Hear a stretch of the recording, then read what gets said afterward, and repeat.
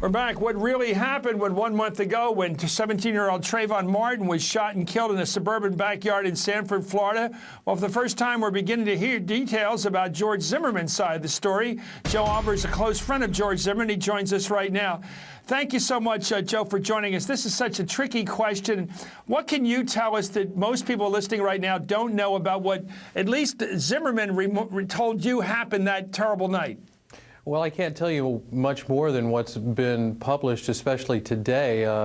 This is information that we've had for all along, but have not been able to bring forth because George has been told not to say anything about it. And because this is George's life, we've honored that as well. But the latest information that was released today shows that Trayvon Martin was actually the aggressor in this. Well, let me ask you about that. We know from listening to the 901 call at 911 when he called in, we know that he was pursuing him at some point that evening. We know that he was told not to. We know he was armed. We know he had made many calls of this nature, 911 calls for whatever reason. Obviously, he's very much devoted to this sort of pastime of looking out for possible burglars or whatever, robbers. Do you know did he have it in his personality to say something to this young man who would have caused him to attack him as he said he did? No, not at all. What would have triggered this incident? Well, why would the guy attack him? That's more of the information that is yet to come out as part of the investigation. You know, one of the things that came out in the release of some of the details in the police report today was George was not acting as a watch captain at that time. He was on his way home from the grocery store, and he saw a suspicious individual in his neighborhood that had been victimized by numerous burglaries very recently.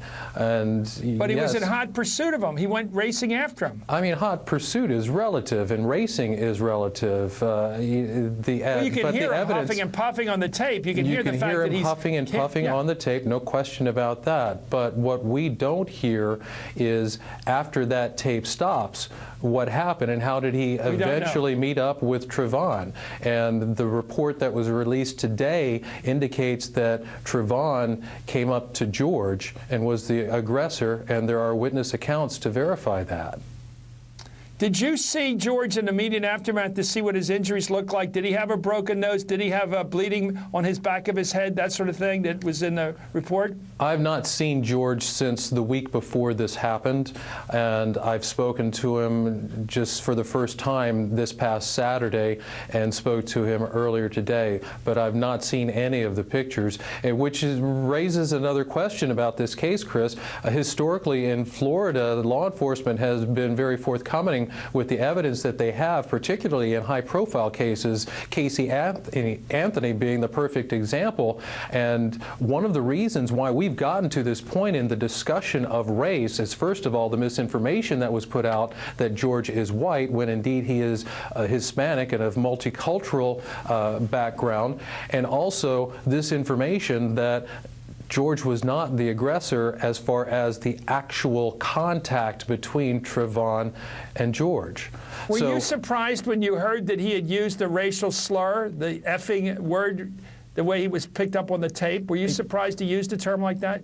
Well, I was surprised. I mean, that's a term that I've listened to over and over on there, and to me, it's a matter of interpretation of whether he's saying coon or goon.